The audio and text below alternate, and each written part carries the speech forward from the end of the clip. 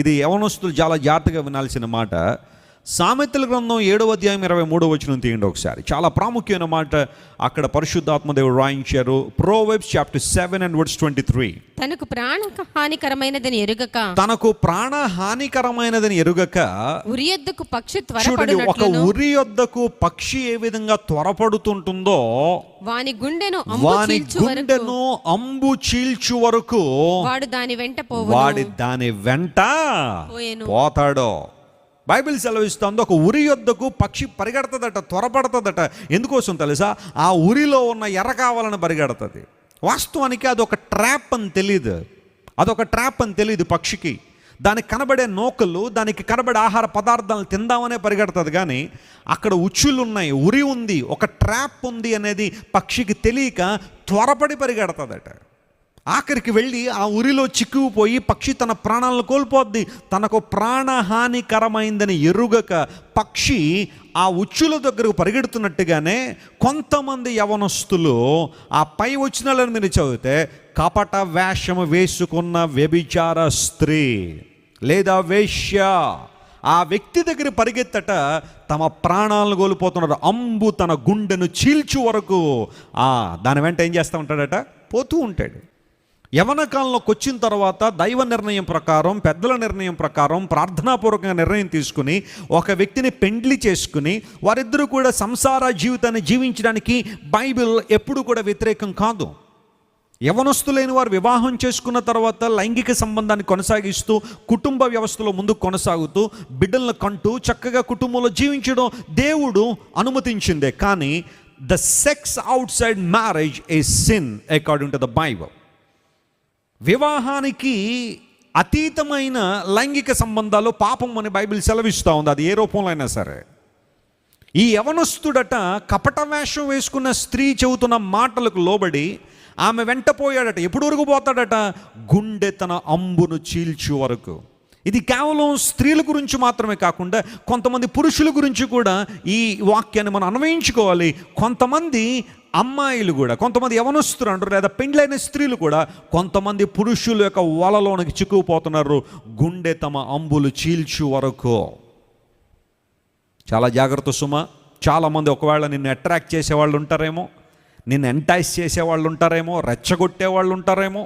Phone కాన్వర్జేషన్లో కానీ చాటింగ్స్లో కానీ ఒకవేళ నిన్ను ప్రక్కదారి పట్టించి నీ ఫోకస్ నుండి తప్పించి నిన్ను లోకం వైపుగా తీసుకెళ్లాలనే ఆలోచన కొంతమంది ఉంటుందేమో. జాగ్రత్త సుమ. బైబిల్ సెలవిస్తూ ఉంది, గుండెను అంబులు చీల్చేస్తున్నాయి. ఆ పై వచ్చిన మీరు చదవండి.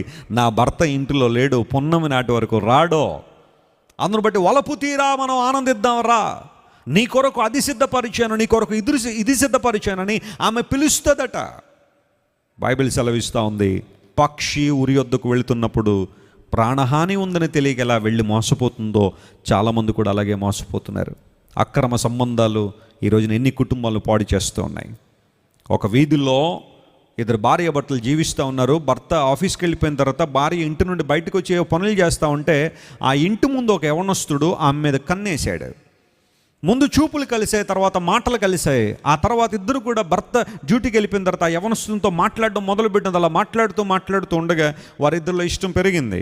ఒకరోజు అన్నాడు, నీ భర్తను వదిలేసి నా దగ్గరికి వచ్చాయి, నిన్ను పువ్వుల్లో పెట్టి చూసుకుంటాను అన్నాడు.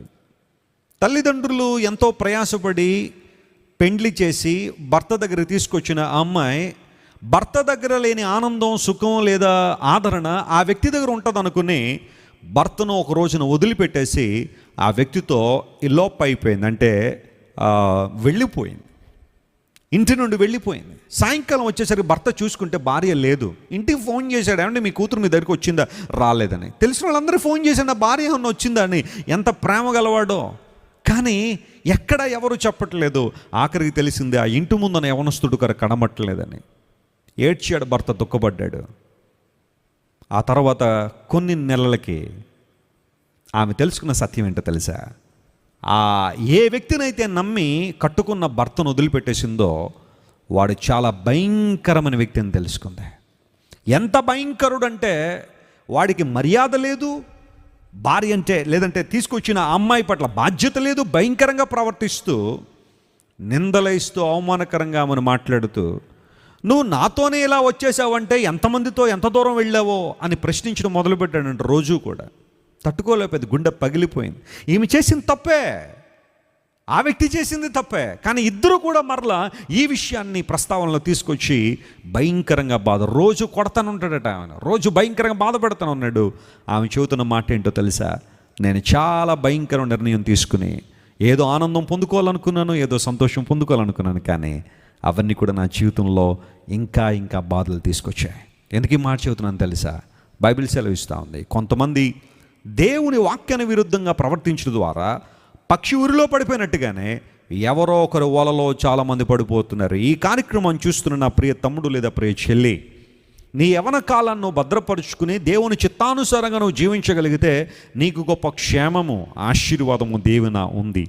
పరమగీతాల్లో ఈ సందర్భంలో ఒక చిన్న మాట నేను మీకు జ్ఞాపకం చేయాలని కోరుతున్నాను. పరిశుద్ధాత్మ దేవుడు ఎందుకో ఆ మాటను ఒక్కసారి మీకు పరిచయం చేయాలని నన్ను ప్రేరేపణ చేస్తూ ఉన్నారు. పరమగీతముల్లో చూడండి, 8వ వచనం మనం చదివితే, 8వ అధ్యాయం పరమగీతల గ్రంథం 8వ అధ్యాయం 9వ వచనం చదవండి ఒకసారి. 9 వచనాన్ని మనం చదివితే ఆ మాట రాయబడింది, అది ప్రాకారము వంటిదాయనా, అది ప్రాకారం వంటిదైతే మేము దానిపైన వెండి గోపురం ఒకటి కట్టుదుము. అది కవాటము వంటిదాయనా, అలా కాని పక్షంలో అది కవాటం వంటిదైతే దేవదారు మ్రానుతో దానికి అడ్డులను కట్టుదుము. దానికి ఏం చేస్తాం? మేము అడ్డు కడతామని ఒక మాట రాయబడింది. ఇది కొంతమంది అన్నలు, సహోదరులు తమ చెల్లి గురించి మాట్లాడుతున్నారు. పై వచ్చిన మనం చదివితే మా చెల్లికి వివాహ వయసు వచ్చింది అనే మాట అక్కడ రాయబడి ఉంటుంది. అయితే ఇప్పుడు 9వ వచనం దగ్గరికి వచ్చేసరికి, ఒకవేళ మా సహోదరి ప్రాకారం వంటిదైతే మేము వెండి గోపురం కడతాం, ఒకవేళ కవాటం లాంటిదైతే అడ్డు కట్ట వేస్తాం. సహోదరులు, బాధ్యత కలిగిన సహోదరులు, ఈ అన్నలు తమ చెల్లి పట్ల ఏముంది చెప్పండి? బాధ్యత ఉంది. ఒకవేళ మా చెల్లి ప్రాకారం లాంటిది. ప్రాకారం అంటే ఒక ఫోర్ట్రెస్, ఒక కోట, కట్టడి, భద్రత ఉండే ప్రాంతం. మా చెల్లెమ్మ జీవితం గనక ప్రాకారంలాగా అది మలుచుకోగలిగితే తన జీవితాన్ని, అంటే ప్రాకారం అంటే దొంగలు చొరబడని ప్రాంతం, బయట వారు చొరబడని ప్రాంతం, ప్రొటెక్టివ్నెస్ అనే దానిలో ఉంది, ప్రొటెక్షన్, భద్రత, సెక్యూరిటీ అనే దానిలో ఉంది. ఒకవేళ మా చెల్లి ప్రాకారం లాంటిదైతే మేము వెండి గోపురం కట్టిస్తాం, అంటే ఒక బహుమానాన్ని ఇస్తాం. కవాటం అంటే ద్వారం, డోర్ ఓపెన్ చేసేస్తే, అంటే ఇంకెవరు వచ్చినా పర్లేదు, ఎవరు వస్తే వాళ్ళు వచ్చేయండి అన్నట్టుగా తన జీవితంలోని కనుక ద్వారాన్ని తెరిచిపెడితే మేము ఖచ్చితంగా దానికి ఏం వేస్తాం? అడ్డుకట్ట వేస్తాం. ఈ సహోదరులు మనం అభినందించాలి. ఆమేన్. ఈ అన్నలు మంచోళ్ళ కాదా? ఎస్. మా చెల్లి దారి తప్పుతూ ఉంటే అందరికీ స్వాగతం అంటే మేము దానికి ఒప్పుకోవట్లేదు. ఎందుకోసం? దానికి అడ్డుకట్ట వేయాల్సిన బాధ్యత మా మీద ఉంది. అన్నలు జాగ్రత్త వినండి, మీ చెల్లి దారి తప్పిపోతుందని తెలిసినప్పుడు సరైన దారిలో పెడుతున్నావా లేదా సహకరిస్తున్నావా మధ్యలో బ్రోకర్గా ఉండి? కొంతమంది అన్నలు బ్రోకర్గా ఉంటారు. చెల్లి దారి తప్పిపోతుందని తెలిసినా, లేదా అక్క దారి తప్పిపోతుందని తెలిసినా వాళ్ళ ఏయో ఉంటాయి, ఆమె గప్పెడుతుందని చెప్పి వీళ్ళు ఏం చేస్తూ ఉంటారు? పర్లేదు ముందుకెళ్ళు, నేను హెల్ప్ చేస్తాను, నేను నీకు సహాయం చేస్తానని కొంతమంది అన్నలు ఉంటారు. మంచి అన్నలు కాదు, దుష్ట సంబంధం అని అన్నలు. కానీ ఇక్కడ షూలమ్మితికి అన్నలు మాట్లాడుతున్నారు, ఒకవేళ మా చెల్లి తన జీవితాన్ని ఒక ప్రాకారంలాగా కనుక కట్టుకొని కాపాడుకుంటా ఉంటే మేము బహుమానాలు ఇస్తాం. అలా కాని పక్షంలో వీ విల్ రిస్ట్రిక్ట్ హర్. అది ఆమె మనోభావాలు దెబ్బతీయడం కాదు, ఆమె జీవితాన్ని కాపాడడం. సో ఇప్పుడు ఎప్పుడైతే ఈ అన్నలు ఇలాంటి నిర్ణయానికి వచ్చారో, ఇప్పుడు చెల్లి సాక్ష్యం చెబుతుంది చూడండి. మరి తన రెస్పాన్స్ కూడా వినాలి కదా. అన్నలు ఇలా అనుకుంటున్నారట, చెల్లి ప్రాకారం గలదైతే రే బహుమానాలు ఇద్దాం, ఒకవేళ కవాటం లాంటిదైతే, అంటే డోర్ తెరిచిపెట్టేస్తే, జీవితాన్ని ఓపెన్ లైఫ్గా పెట్టేస్తే ఆమెకు అడ్డుకట్ట వేయాలన్నప్పుడు, ఇప్పుడు 10వ వచనం చదివితే షూలమ్మితి అంటుంది, అన్నలారా జాగ్రత్త వినండి, నేను ప్రాకారం వంటి దానినే. దేవుని స్తోత్రం చెప్పండి, హల్లెలూయా. మీరు అనుకున్నట్టుగా నేను కవాటం లాంటి దాన్ని కాదు, మీరు అనుకున్నట్టుగా నా జీవితం ఓపెన్ లైఫ్ కాదు. ఎవరు పడితే వాళ్ళు నా మీదకి రావడానికి, లేదా ఎవరు పడితే వారు నా జీవితంలో రావడానికి నేను తెరిచిపెట్టబడిన వ్యక్తిని కాదు. నేను ప్రాకారం లాంటి దాన్నే. ప్రతి చెల్లెమ్మ ఈరోజు నీ మాట చెప్పగలిగితే చాలా ఆనందం. హల్లెలూయా. ప్రతి యవనస్తుడు కూడా ఐఎమ్ లైక్ ఏ ఫోర్ట్రెస్. నేను ఒక ప్రాకారం లాంటి దాన్ని, నా యొక్క జీవితం ఒక ప్రాకారంలా నేను కట్టుకుంటున్నాను. అనవసరమైన వ్యక్తులకు నా జీవితంలో చోటు లేకుండా భద్రత కలిగిన వ్యక్తిగా నేను ఉంటున్నానని చెప్పగలిగితే నువ్వు నిజంగా ధన్యుడివే. అంతేగాని కొంతమంది ఇంక ఎవరికైనా స్వాగతం లాగా ఉంటారు కొంతమంది జీవితాలు. అవి దేవుని వాక్యం ఒప్పుకుంటలే. నేను కవాటం లాంటి దాన్ని కాదు, నేను ప్రాకారం లాంటి దాన్ని.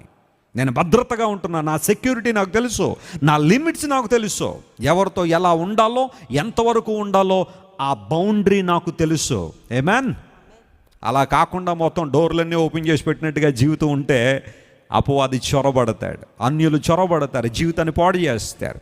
అందుకు ఏమైందట, నేను అన్నలారా మీరు అనుకున్నట్టుగా నేను కవాటం లాంటి దాన్ని కాదు, నేను ప్రాకారం లాంటి దాన్నే. ఇందువలన ఆమెకు కలిగిన ప్రయోజనం ఏంటో తెలుసా?